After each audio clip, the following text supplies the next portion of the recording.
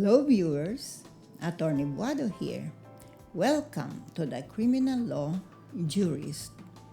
This is episode 11, part 2, Article 4 on who incurs criminal liability. Article 4, paragraph 1 says that the perpetrator shall be liable for all the consequences of his act, even though different from that intended. Accused cannot be liable for physical injuries only when the victim dies. But if there was clearly no intent to kill, like in hazing, offenders are liable for culpa, which resulted in the death of the neophyte. So Article 4, paragraph 1 applies whether the crime be committed be by dolo or culpa. Reminder, dolo is intentional felony. Culpa is crime by negligence. For example, Bogart announced a holdup in a jeepney. Brando, a passenger, died because he was run over by a bus when he jumped out of the jeepney after Bogart announced the holdup. Who is liable for his death? The bus driver or Bogart?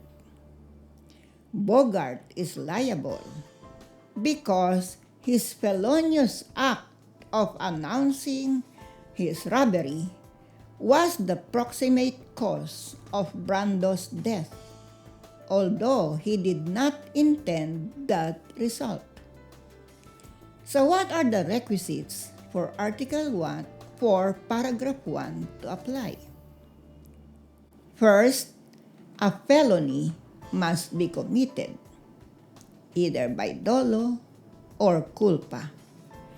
Second, the wrong done must be the direct, natural, and logical consequence of the felony committed. Because of Article 4, Paragraph 1, criminal liability may be incurred by one who may not have intended the resulting crime. Likewise, the unintended result may increase the criminal liability and the gravity of the penalty.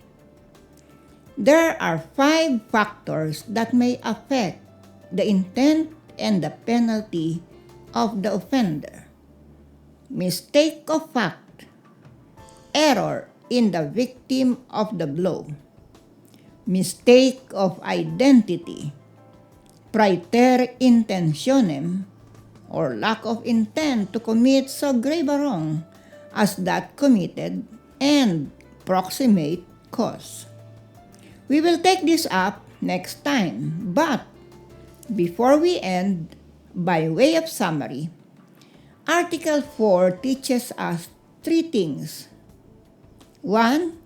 A person can commit a crime which is not really a crime, but is a criminal tendency that must be suppressed, or impossible crime. Second, a person who commits a felony will be liable for all the consequences of his criminal liability for his felonious act. And there are factors that come into play that affects the intent and the criminal liability of a person. Either his liability will be diminished, increased, or erased.